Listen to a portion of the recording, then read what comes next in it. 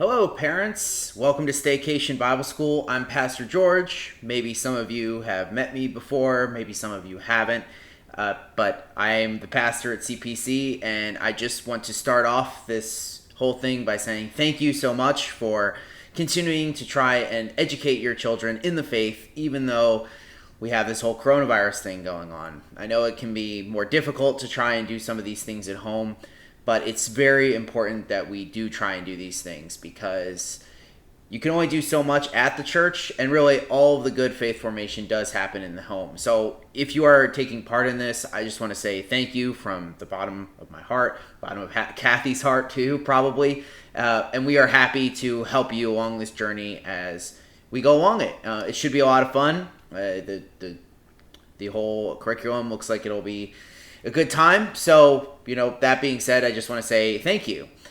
So I'm going to be putting out a video, not for the kids every week, but for the parents. And the point of these videos is just to kind of do a brief summary of what happens in the story and maybe pull out something that I don't think the curriculum pulls out, right? That maybe you can find some sort of enjoyment in or something to ponder. And so this week we have the famous story of Jesus calling his disciples, right? And in this story, Jesus calls his disciples, originally just a few of them who are fishermen from these boats, and he says, I will make you fishers of people, or fishers of men, if you remember the King James Version.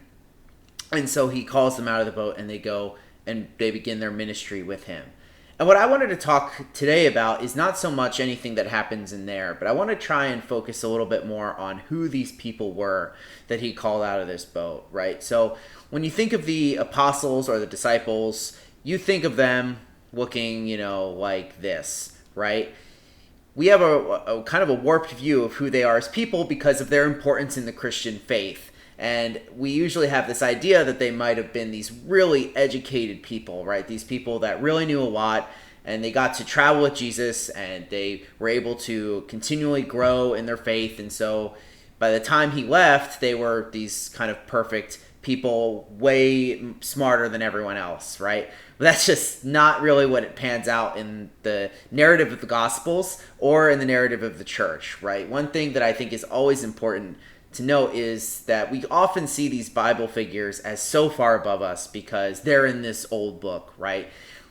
People might remember who we are if we do something really cool, but, maybe not. And when we look at the Bible, we see these people who have been remembered for 2,000 plus years in cases of the Old Testament, right? And so we think that they must have been just these awesome people that were way above everyone else. And in some ways, they were awesome in what they were able to do, but they were only awesome because God enabled them to do it, right? If you actually look at what type of career these guys had, what type of life they would have lived, it would have been very standard. And they just kind of happened to be, in God's sovereign will, in this place at this time. So we look at these men mentioned today, and they're fishermen, right? So when Jesus called them, they probably could not read or write. Maybe they could, but they probably couldn't. They worked a low-wage job, right? They were the equivalent, I guess, of what we would call blue-collar workers today.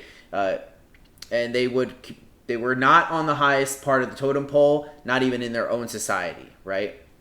If you, just like today, if you had a lot of money, the higher up you were, and these guys were not there, right? You actually know that they ran a pretty small operation because they were with their father, right? Usually in these cultures, and this still happens in America sometimes too, and other places, but you would work with your parents and you would just take over the business as they got old, right?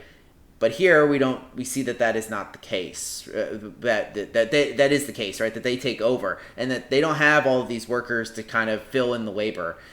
And it just kind of speaks to how maybe alluring or charismatic Jesus was, and he still is in many of our lives, to be able to call these people from a life of relative, not comfort, but at least they knew what they were doing, into a life where they would have no idea what they were doing. And that these people who would probably be forgotten by the pages of history would be remembered. These guys were living at the same time, at least they were probably born at the same time that Augustus Caesar was alive, right? And all these other incredibly important and famous people. And these would probably be some of the most important people ever to live on the planet, right? And there's some fishermen. So I think what that has to say to us is, well, we might feel as though what we do now is insignificant, right? Maybe our job or what we kind of spend most of our time doing doesn't really have that much of an impact.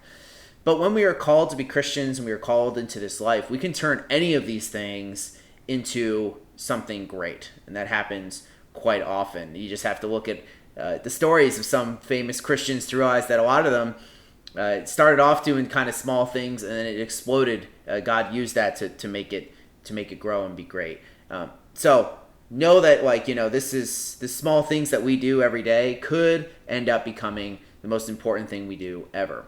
So that's just what I want to say. Don't compare yourself with the apostles too harshly, and know that you very well have that amount of impact in your hands. So I hope this has been helpful for you. I hope to see you all next week as we continue on with our Staycation Bible School. Until then, have a good time, and I'm praying for you.